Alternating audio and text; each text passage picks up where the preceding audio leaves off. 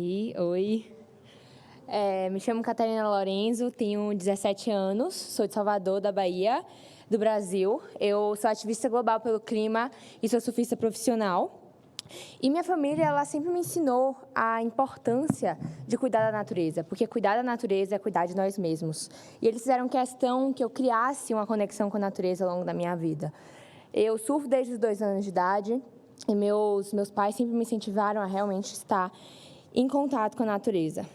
Mas quando eu era pequena, eu nunca imaginei que, infelizmente, não são todas as crianças e adolescentes que têm acesso a espaços naturais e limpos, ou pais que os incentivam a aprender com e na natureza. E é por isso que eu sempre falo sobre a importância, quando a gente está falando sobre o direito da criança e sobre as crianças, da educação baseada na natureza. Pois acesso à natureza nunca deveria ser um privilégio, mas é um direito.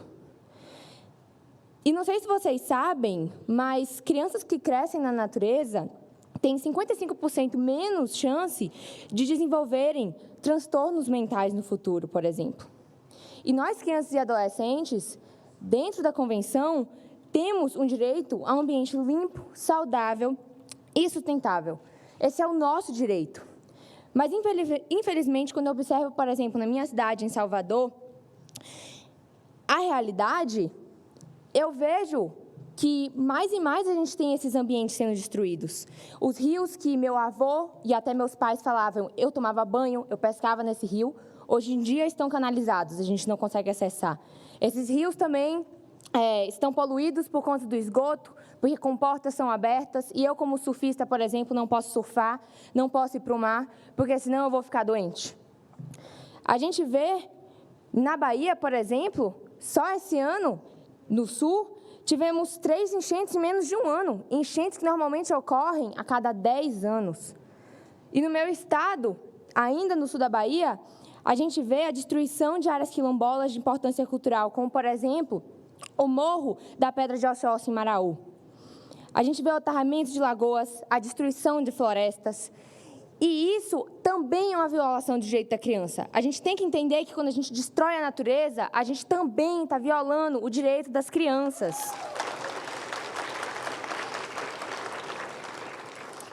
E é por isso que eu também chamo a atenção, não só ao meu estado, que a gente vê, por exemplo, a destruição da Mata Atlântica, que é o segundo bioma com o maior risco de extinção do mundo, depois da perda das florestas do Madagascar. Mas a gente vê o Pantanal queimando, a Amazônia com as maiores secas da história, a Caatinga, que é o único bioma exclusivo brasileiro, tendo 40% da sua vegetação destruída, e o Cerrado se tornando o bioma mais destruído do Brasil. Como é que uma criança e um adolescente conseguem exercer o seu direito a um lugar limpo, saudável e sano, quando a natureza e seus territórios, que deveriam ser esses lugares, são destruídos? Como que a gente exerce esse direito sem ter acesso a áreas verdes em lugares urbanos? Ou quando essas áreas existem, mas não são seguras para que a gente acesse?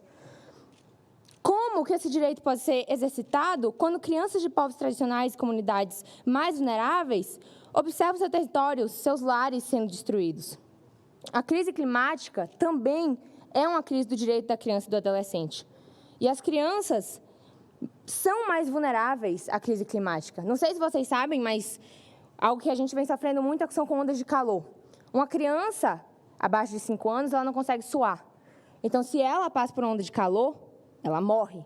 Porque a maneira de você conseguir expelir esse calor é através do suor. Por isso que a gente fala, as crianças são mais vulneráveis. É por isso que a gente precisa do fortalecimento dos órgãos ambientais, tanto no âmbito nacional quanto no âmbito regional. A gente precisa de uma fiscalização mais efetiva nesse país. A gente precisa que realmente tenhamos acesso, e o povo, e a gente também inclui as crianças e adolescentes, tenham acesso a esses espaços para a gente conseguir trazer as nossas demandas, para a gente conseguir trazer como nós somos impactados. E eu não estou aqui só falando por mim, mas eu acho que eu estou aqui trazendo também a visão de várias outras pessoas. E por isso também trago a visão da minha colega, jovem ativista do Unicef, Tainara, do povo Cambeba,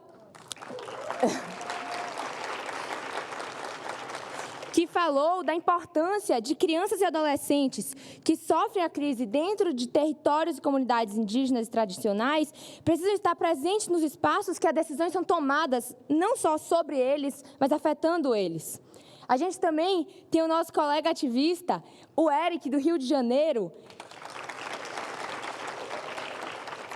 que traz a sua perspectiva através de sua experiência, onde ele usa uma metodologia de educação entre pares, criança para crianças, jovens para jovens, adolescentes para adolescentes, através de seu projeto Alteração, para capacitar e desenvolver jovens a entender o racismo ambiental nas favelas.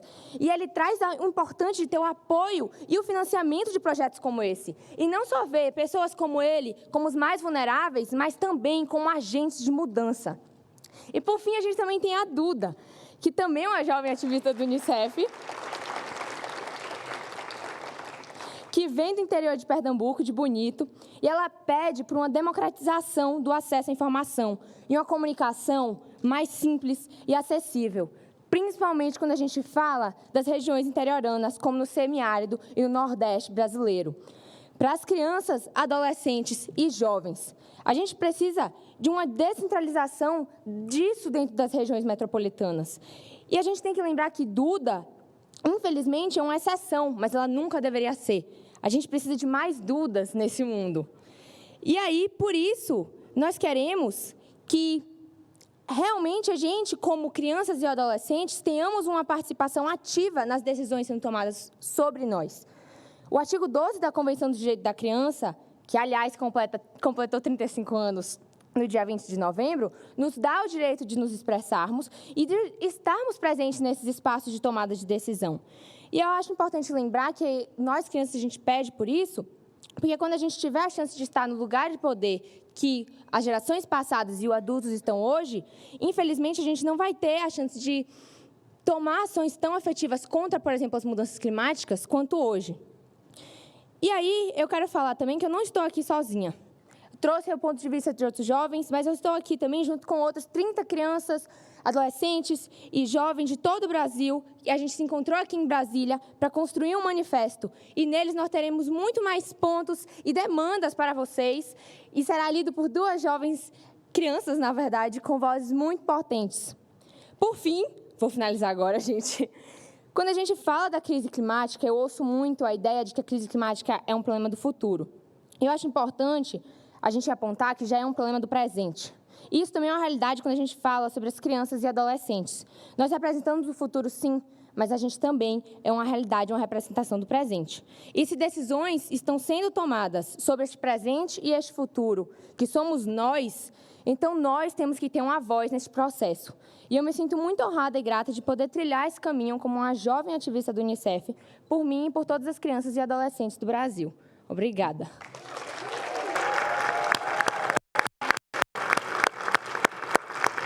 Muito bem.